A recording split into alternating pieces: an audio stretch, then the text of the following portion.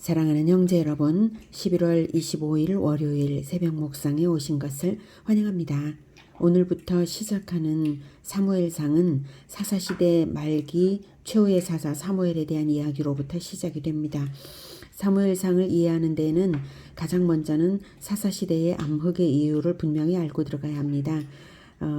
사사기, 룻기, 사무엘로 이어지는 성경의 흐름에서 하나님의 마음을 읽어내는 것이 필요합니다. 사사시대 암흑의 이유는 바로 성경 교육이 끊어져서 그런 것이죠. 하나님의 간절한 소망은 대를 이어서 하나님의 아들들이 이어지고 번성하기를 소망하신 것이죠.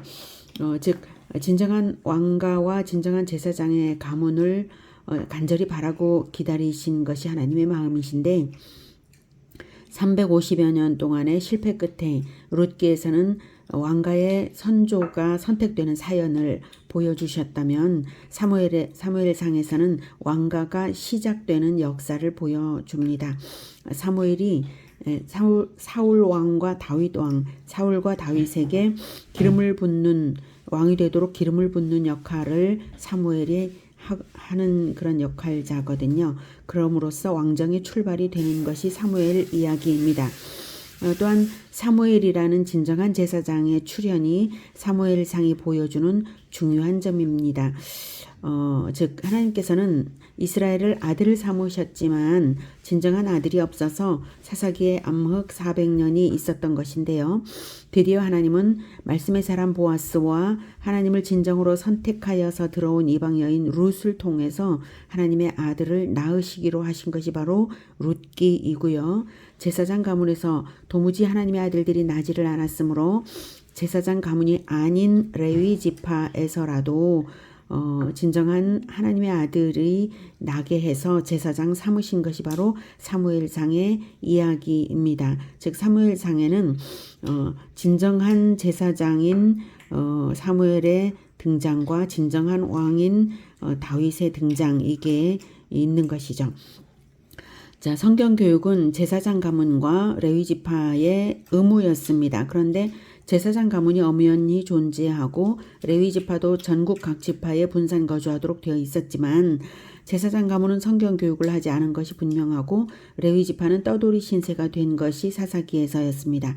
미가 집과 단지파에서의 여호와의 이름으로 제사장 행세를 하며 우상 숭배를 한 떠돌이 소년 요나단의 이야기를 사사기에서 봤죠. 그 이야기에서 이스라엘의 영적 암흑이 바로 그 이야기에 반영되어 있다라고 보면 됩니다. 가나안의 우상 숭배에 대하여 심판 전쟁을 한 이스라엘인데도 여호수아기가 바로 가나안의 우상 숭배에 대한 심판 전쟁이죠. 그럼에도 불구하고 자체 내에서 벌어진 악한 우상 숭배가 있었다는 것이고 그리고 그러한 자체 내에서 벌어진 악한 우상 숭배에 대하여 아무도 단죄는커녕 우상 숭배인 줄 알아차리지도 못하고 있었던 것이 이스라엘의 영적 수준이었습니다. 제사장 가문이 성경 교육을 하지 않고 그저 종교 행위만 하고 있었기에 제사장이 될 수 없는 레위인에게 제사장을 맡기는 것이 불법임을 알지 못했죠. 그리고 여호와 신앙은 유일성소 중심으로 이루어져야 함에도 불구하고 가정의 제사장과 지파의 제사장을 삼은 것, 즉 성소가 여러 개가 되어버렸다는 것이에요. 그래서 여호와에 대한 반역 행위가 일어나고 있음을 깨닫지 못했습니다. 레위인이 떠돌이가 되었다는 것은 이스라엘이 11조를 바치지 않고 있다는 증거이고요. 그리고 그것은 레위 지파가 성경 교육의 의무를 행하지 않았기에 나타난 결과입니다. 이런 것들이 바로 사사기에 다 나타나 있었습니다. 그러한 암흑의 시대 말기에 특별한 출산이 준비되는 이야기로 사무엘상은 시작이 됩니다. 오늘은 사무엘상 1장 1절부터 듣겠습니다. 사무엘상 1장 에브라임 산지 라마다임 소빔에 에브라임 사람 엘가나라는 사람이 있었으니 그는 여로함의 아들이요 엘리후의 손자요 도후의 증손이요 수베의 현손이더라. 그에게 두 아내가 있었으니 한 사람의 이름은 한나요 한 사람의 이름은 분인나라. 분인나에게는 자식이 있고 한나에게는 자식이 없었더라. 이 사람이 매년 자기 성읍에서 나와서 실로에 올라가서 만군의 여호와께 예배하며 제사를 드렸는데 엘리의 두 아들 홈니와 비느하스가 여호와의 제사장으로 거기에 있었더라. 네, 엘가나는 에브라임에 살고 있었지만 에브라임 지파는 아니고요. 역대상의 계보를 보면 원래 레위 지파인데요. 다만 에브라임 지역에 사는 레위 지파였다는 것입니다. 이스라엘은 모든 지파들이 각 지파별로 분배받은 땅에 모여 살았지만 오직 레위 지파만은 전국에 분산 거주를 하고 있었던 것이죠. 자, 그런데 엘가나가 이중 결혼을 했네요. 이중 결혼이 야곱에게서도 있었죠. 야곱에게서부터 있었다고 해서 하나님이 중혼을 허락하신 적은 없습니다.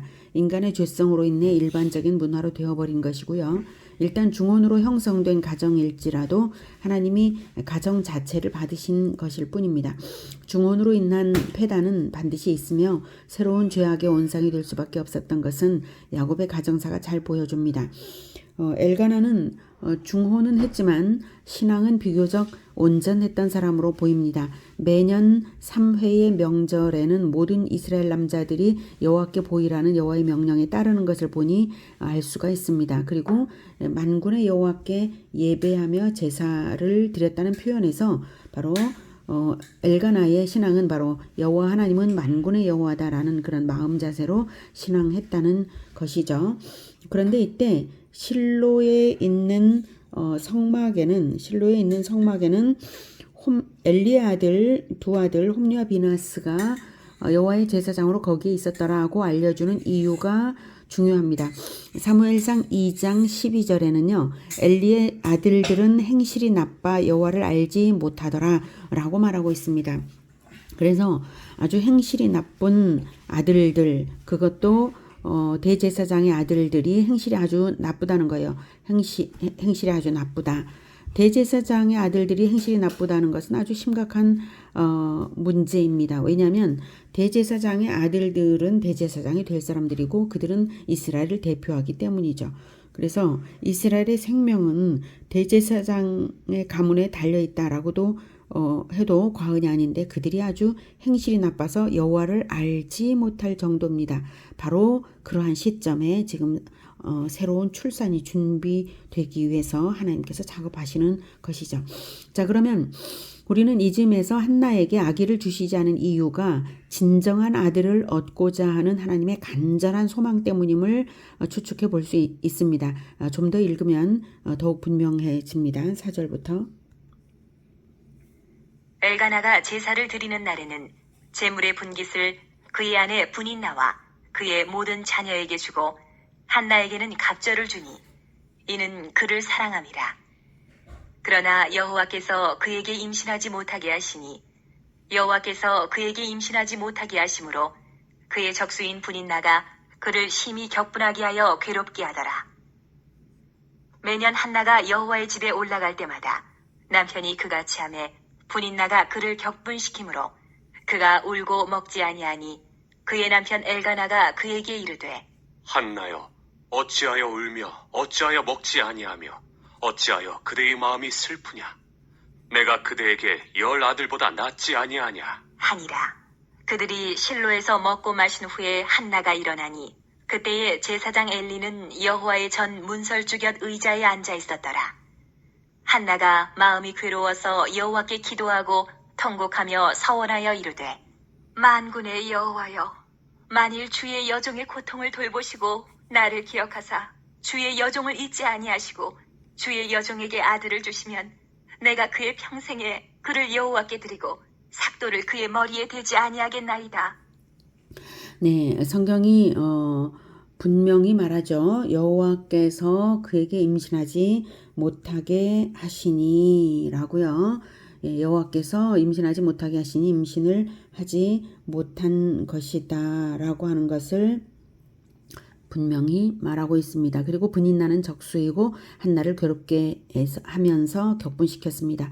하나님은 의도적으로 한나에게 적수로 인한 고통 가운데 출산하지 못하는 고통을 느끼게 하신 것입니다. 그렇게 하신 이유가 무엇인지를 11절에서 알 수 있죠. 그의 평생에 여호와께 그를 여호와께 드리고 삭도를 그의 머리에 대지 아니하겠나이다. 즉 삼손처럼 아들을 나실인으로 드리겠다는 것입니다. 아들 주시면 바로 이 점을 바라시고 오래도록 자식을 안 주신 것입니다. 즉 하나님의 아들다운 아기가 태어나려면 이렇게 아기를 하나님의 아들로 내어드릴 자가 필요했고, 하나님은 레위 가문에서 한나를 통하여서 아들을 얻으시려고 그동안의 고통을 주신 것입니다. 한나는 아들이 없어서 적수 분인나에게 조롱당하며 격분되어 있었죠. 하나님도 진정한 아들이 400년 동안이나 350여 년, 보통 400년이라고 합니다.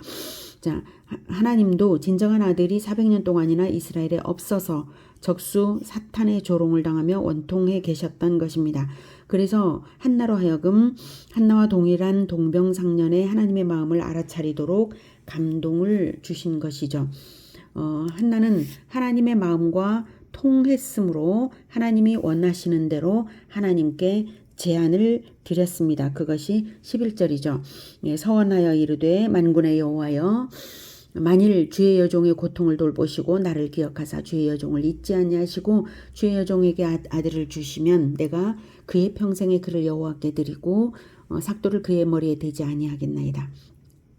한나가 나아서 하나님의 아들이 되게 하되 그저 종교 행위만 하는 자가 아니라 진정한 나실인이 되어 일생을 살게 하겠다는 서원을 했습니다. 그의 평생에 그를 여호와께 드리고 삭도를 그의 머리에 대지 아니하겠다는 것이 바로 그것입니다. 자, 12절. 그가 여호와 앞에 오래 기도하는 동안에 엘리가 그의 입을 주목한즉 한나가 속으로 말하매 입술만 움직이고 음성은 들리지 아니하므로 엘리는 그가 취한 줄로 생각한지라. 엘리가 그에게 이르되 내가 언제까지 취하여 있겠느냐? 포도주를 끊으라. 하니 한나가 대답하여 이르되 내 주여 그렇지 아니하니이다. 나는 마음이 슬픈 여자라 포도주나 독주를 마신 것이 아니요 여호와 앞에 내 심정을 통한 것뿐이오니 당신의 여종을 악한 여자로 여기지 마옵소서. 내가 지금까지 말한 것은 나의 원통함과 격분됨이 많기 때문이니이다 하는지라. 엘리가 대답하여 이르되 평안히 가라. 이스라엘의 하나님이 내가 기도하여 구한 것을 허락하시기를 원하노라. 하니 이르되 당신의 여종이 당신께 은혜 입기를 원하나이다 하고 가서 먹고 얼굴에 다시는 근심빛이 없더라. 네, 한나는 비록 영안이 어두운 엘리가 비록 영안이 어두운 제사장일지라도 엘리 제사장의 축복을 받고는 하나님께서 이루실 줄을 믿고 제사장이 말대로 이루실 줄을 믿고 평안히 돌아가서 전혀 근심하지 않았습니다. 한나가 이것이 믿음이죠. 한나의 믿음. 자, 한나가 하나님과 마음이 통했다면 어떻게 하나님의 아들을 낳아드릴 수가 있을까요? 낳는다고 해서 꼭 그 아들이 정말 하나님의 아들다운 자가 될까요? 그래서 한나는 바로 하나님과 마음이 진정 통했기 때문에 하나님이 원하시는 그것을 합니다. 그것이 바로 성경 교육입니다. 자, 어떻게 했는지 19절부터 보죠. 그들이 아침에 일찍 일어나 여호와 앞에 경배하고 돌아가 라마의 자기 집에 이르니라. 엘가나가 그의 아내 한나와 동침하매 여호와께서 그를 생각하신지라. 한나가 임신하고 때가 이름에 아들을 낳아 사무엘이라 이름하였으니 이는 내가 여호와께 그를 구하였다 함이더라. 그 사람 엘가나와 그의 온 집이 여호와께 매년제와 서원제를 드리러 올라갈 때에 오직 한나는 올라가지 아니하고 그의 남편에게 이르되 아이를 젖대거든 내가 그를 데리고 가서 여호와 앞에 뵙게 하고 거기에 영원히 있게 하리이다 하니. 네. 라마 19절에 라마라고 나오죠. 라마는 라마다임 소빔을 의미하고요. 에브라임 산지 라마다임 소빔이고요. 자, 지도를 참고하고 싶은데 이제 내일 보도록 하겠습니다. 어쨌든 라마와 성막이 있었던 실로가 이제 그 실로는 라마에서 조금 더 위로 올라가면 있는 곳입니다. 자, 이제 드디어 임신하게 된 것인데 이제 하나님께서 임신을 드디어 허락하셨으므로 얻은 것임을 이제 알리고 있습니다. 20절에 한나가 임신하고 때가 이름에 아들을 낳아 사무엘이라 이름하였으니 이는 여호와께 그를 구하였다 함이더라. 즉 사무엘은 하나님께서 들으심이라는 뜻입니다. 그래서 하나님께서 들으시고 응답하셔서 이 아들 주셨어라는 뜻으로 사무엘이라고 지은 것이죠. 자, 엘가나가 매년제와 서원제를 드리러 실로에 가는 것은 이제 방금도 보았던 것인데 이제 이번에는 이제 서원제도 이제 추가가 이제 되었어요. 네, 서원제란 하나님께 드린 서원을 공식화하는 제사입니다. 원문에는 이제 정관사가 붙어서 그 서원제라고 나와요. 원문에 여기는 그 서원제라고 안 되어 있어요. 그 서원제. 자, 그러니까 한나가 자식의 일평생을 바치겠다고 한 그 서원을 갚는 제사인 것이죠.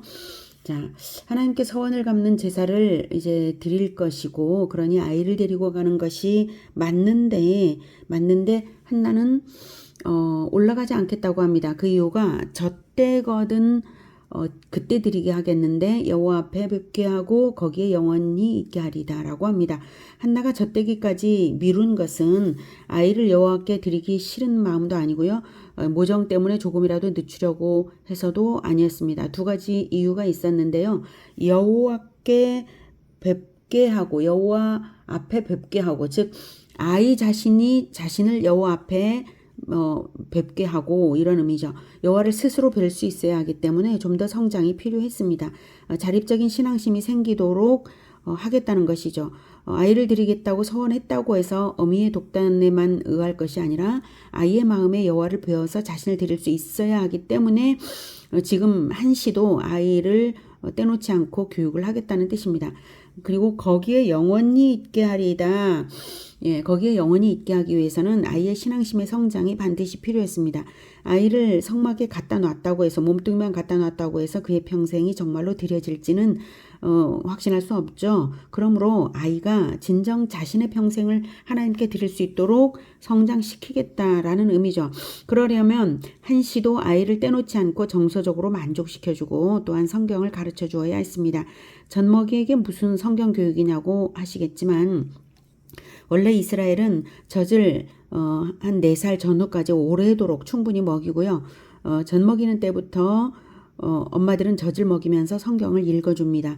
교육학에서는 만 3세까지의 과정이 인성의 거의 모든 부분을 결정한다고 합니다. 이스라엘 방식이 맞는 것이 교육학에서도 검증이 되었습니다.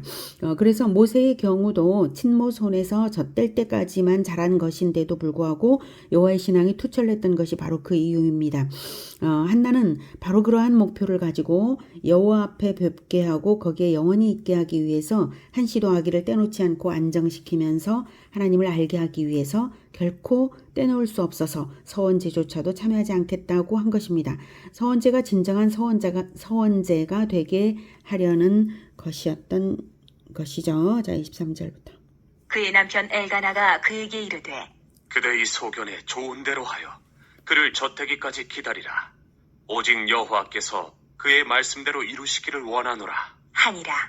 이에 그 여자가 그의 아들을 양육하며 그가 젖되기까지 기다리다가 젖을 뗀 후에 그를 데리고 올라갈새 숫소 3마리와 밀가루 한 에바와 포도주 한 가죽 부대를 가지고 실로 여호와의 집에 나아갔는데 아이가 어리더라.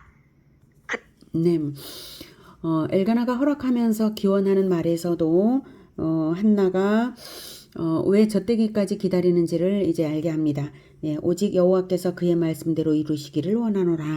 네, 한나가 젖 먹이면서 하나님의 말씀을 아기에게 들려줄 것이고 들려주는 그 말씀대로 오직 여호와께서 이루시기를 원하노라는 것입니다.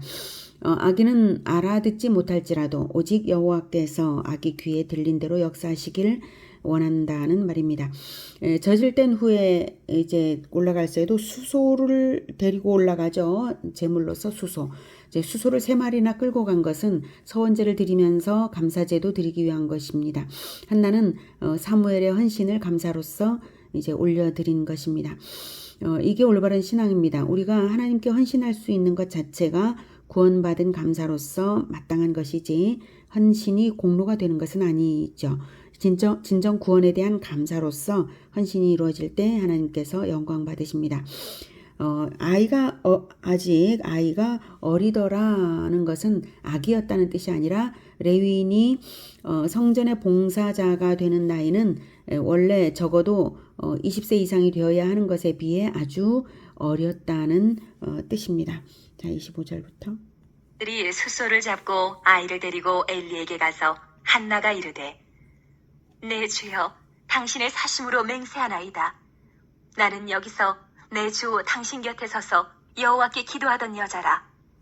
이 아이를 위하여 내가 기도하였더니 내가 구하여 기도한 바를 여호와께서 내게 허락하신지라. 그러므로 나도 그를 여호와께 드리되 그의 평생을 여호와께 드리나이다. 하고 그가 거기서 여호와께 경배하니라. 네, 25절에 이제 수소를 잡아서 드렸죠.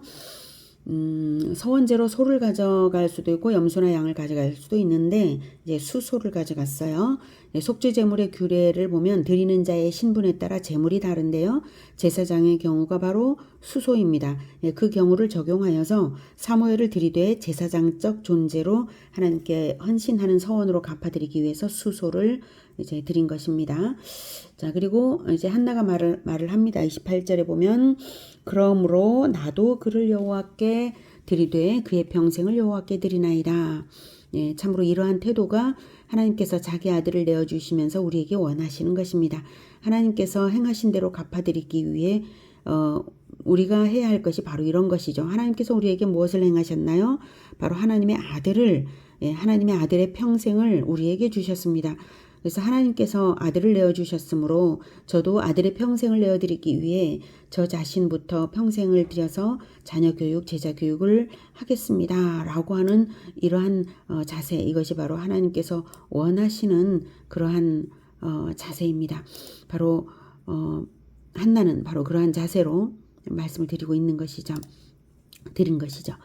자, 한나는 비록 젖되기까지만 아들을 교육했지만 진정 평생을 드리기 위해 온 정성을 기울이고 한시도 떼지 않고 성경을 읽어주어서 진정 여호와 신앙을 심어주고서야 서원제를 드리며 대제사장의 손에 아들을 맡긴 것입니다. 구원에 대한 감사로서 우리가 해야 할 것이 바로 자녀의 평생을 올려드리는 감사해야 한다는 것, 그리고 진정 평생을 올려드릴 수 있도록 제자 교육을 전심전력을 기울여서 해야 한다는 것, 또한 유아교육의 중요성, 이런 것도 다 느껴집니다. 오늘은 하나님의 마음이 얼마나 진정한 하나님의 아들들을 원하시는지를 알았습니다. 하나님의 마음을 알면 하나님의 소망을 이루어드릴 때에 우리의 소원도 자연히 이루어지는 것입니다. 우리가 하나님께 하나님의 아들들을 낳아드려야 합니다. 육신의 출산이 아니라 예수님처럼, 예수님이 결혼도 안 하셨지만 12제자를 말씀으로 낳아 천국 생명책에 대를 잇게 하셨잖아요. 그것처럼 우리도 말씀으로 하나님의 자녀들을 낳고 또한 성경적인 일생을 살아가도록 부지런히 가르쳐서 진정한 하나님의 계보가 이어지고 번성하게 해야 합니다. 하나님의 말씀으로 전도하고 하나님의 말씀으로 가르치는 그것이 바로 영적 출산이요, 영적인 양육이요, 천국 생명책에 대를 잇는 핵심입니다. 하나님은 400년 동안이라도 기다리고 또 기다리셨죠. 너무 오래 기다리시게 할수록 사사시대만 길어질 뿐이죠. 사사시대와도 같은 이 암흑의 시대를 끝내는 것은 오직 성경교육에 있습니다. 우리가 그것을 해낼 수 있기를, 우리 예수제자교회가 그것을 해낼 수 있기를 기원합니다. 기도하겠습니다. 하나님, 우리가 한나처럼 하나님의 마음을 알아들여서 제자를 낳을 수 있기를 원합니다. 복음으로 전하고 그리고 말씀으로 가르치는 이것을 우리가 계속해서 할 수 있도록 도와주시옵소서. 이제 내년에는 청소년부가 생겨나기를 원합니다. 주일학교가 진정으로 활성화되기를 원합니다. 주님, 한나가 유아교육을 철저하게 해서 하나님께 드렸던 것처럼 우리 예수제자교회가 어린이부, 청소년부를 통하여서 하나님께 우리 자신을 올려드리는 그러한 자들이 되기를 원합니다. 주님, 도와주시옵소서. 주님, 오늘도 하나님의 뜻에 합당하게 살아갈 수 있도록 발걸음 인도하시고 또 안전하고 건강하고 평안하고 형통하도록 주님 복을 내려 주시옵소서. 예수 그리스도 이름으로 기도드립니다. 아멘. 이어서 개인 기도하시겠습니다.